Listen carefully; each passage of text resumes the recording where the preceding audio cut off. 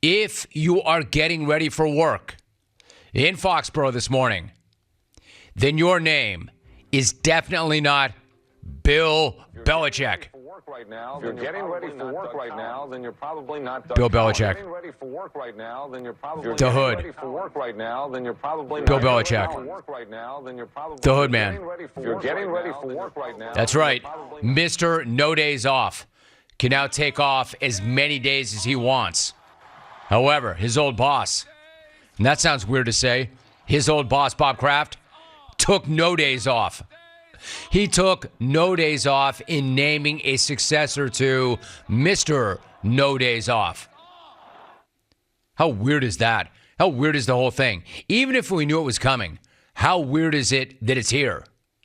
Because fewer than 24 hours after the Hoodman's Patriots departure, there is already an heir to the Mumbler's throne. In fact, come to find out, that successor apparently was predetermined and contractually sealed a long time ago. Jerod Mayo is reportedly the new head coach of the Patriots. They haven't announced it per se, at least not officially publicly, or introduced him as such yet, but there are all sorts of reports stating the obvious. So he becomes the new youngest head coach in the NFL.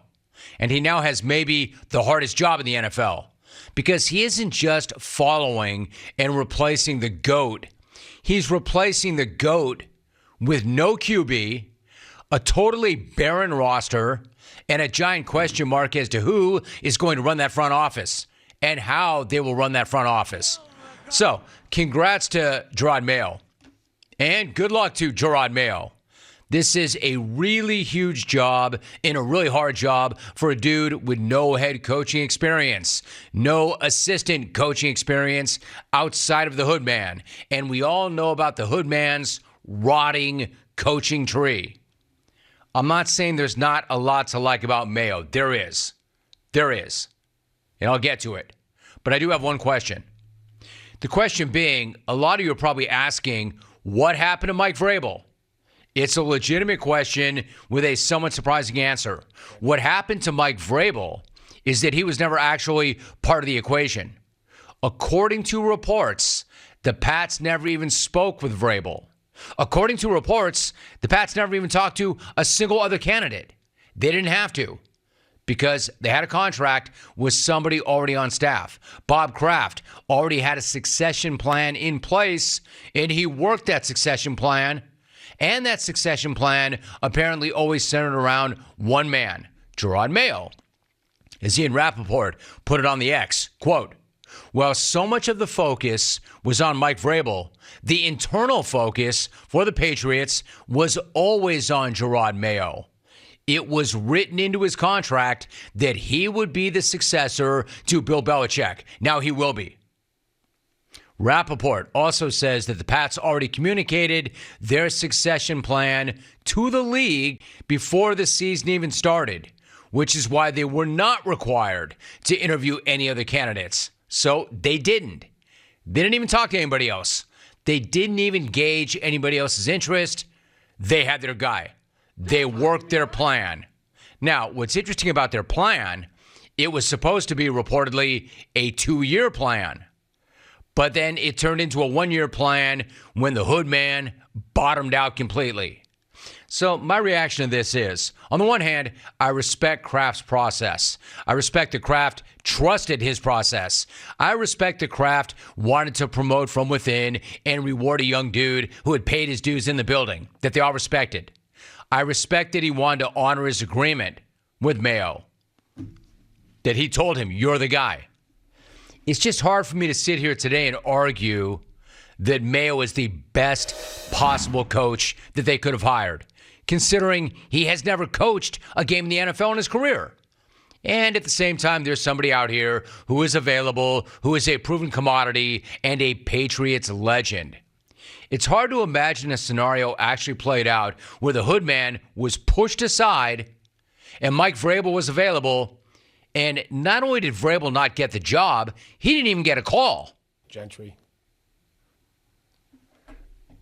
Even Gentry can't believe that. Gentry. I mean, I'll say this. I can't imagine that Bob Kraft ever imagined the possibility or envisioned this scenario when he crafted that succession plan. Or his plan, I would imagine, would have been different. And look, I don't even know how challenging it would be for Kraft to get out of that contractual agreement with Mayo. Maybe he doesn't want to. Maybe he thinks he got the right guy. Maybe he thinks that Mayo ultimately is going to turn out to be a better coach than Vrabel. I'm not saying that's impossible. I don't know. But that's my take. I don't know. I know what you're getting in Vrabel. I don't know what you're getting in Mayo. I understand buying in and buying stock in him. Really good player, really good leader, really good communicator, young, energetic. I mean, there's a lot to like about that guy. But there are a lot of question marks, too, because, again, he has never been a head coach in the NFL and never been an assistant anywhere other than under the hood. And the hood crashed and burned. We know what we're getting in Vrabel. You know exactly what you're getting. A proven commodity, one of the most well-respected coaches in the league, and a dude already beloved in New England, and a dude well-versed in all things Patriot way. And somebody who left the family, and unlike every other branch on that rotting tree, had success. All these things are true, but they also don't really matter to Bob Kraft, because Kraft apparently had made up his mind already, a long time ago. At least a year ago, actually, when he put it in Mayo's contract that he would get the job.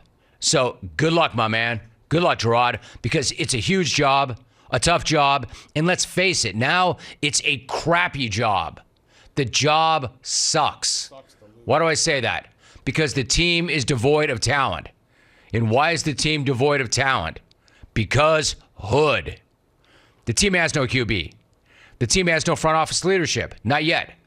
And no matter what he does, Mayo, if he doesn't produce 6 Lombardis, or 3, or 2, or even 1, how is he ever going to measure up to the dude he's succeeding?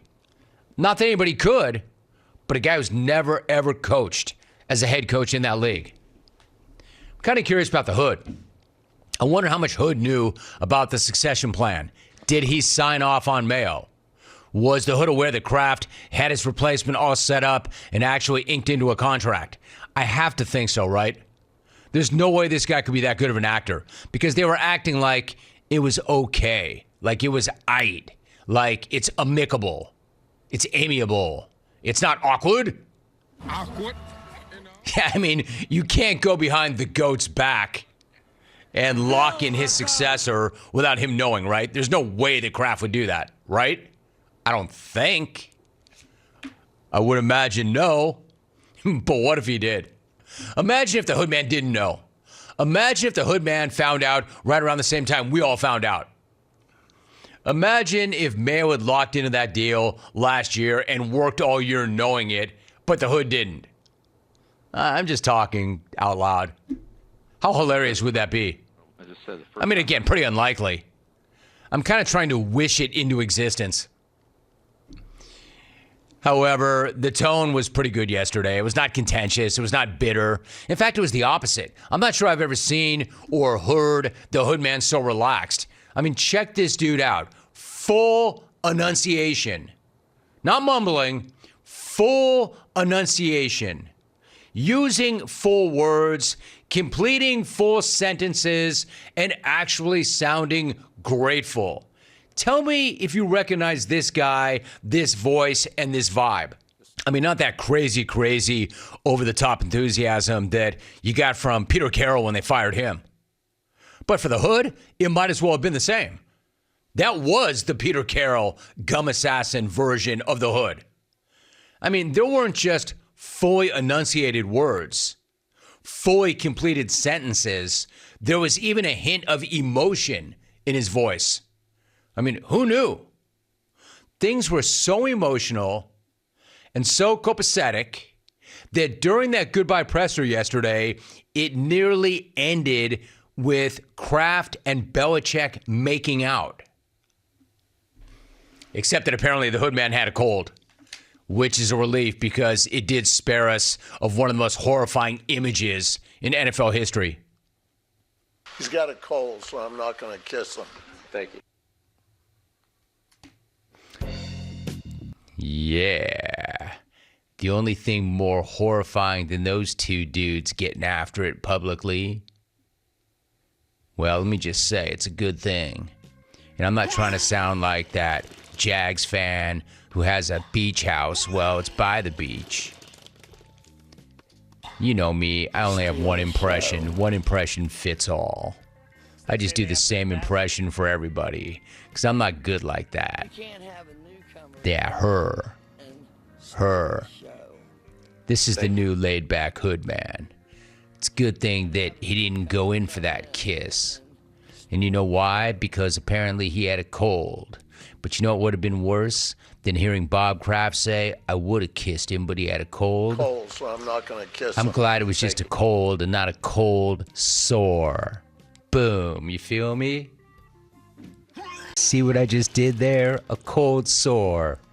You know, like the old man having a bit of the herp. Yeah, I said it. It's Friday. What are you going to do? Yeah, thank you. Thank you for sparing all of us that horror. Thank you. Hopefully there is no making out or kissing at Jerod Mayo's intro either. I'm not saying it's not an emotional game. It is. It is. It's a very emotional game. But the hiring game doesn't need to be. At least as it relates to that. The dude does not need kisses. You know what? Mayo, he doesn't need the billionaire planting one on his lips or his cheek. He doesn't need a kiss. You know what he needs? Players. You know what he needs? A quarterback. You know what he needs? A GM. You know what he needs? Some good fortune and luck. He needs a lot of things to break right for all of this to work out. Because he just inherited the hoodman's throne. Which means not only is he following Bill the Goat, he's inheriting the hoodman's mess. It's not like Belichick left the cupboards full for Mayo. It's not like he left anything in the cupboard or the refrigerator except 1 gallon of rotten milk. But I'm not saying Mayo. What's he going to say? No. My man, go get it. Maybe he turns out to be a better coach than Mike Vrabel. Maybe. We don't know. I just know that Vrabel already is a great coach. Thank you so much for watching. Please like, comment, and subscribe, and hit the bell to be the first to know when we do upload a new video.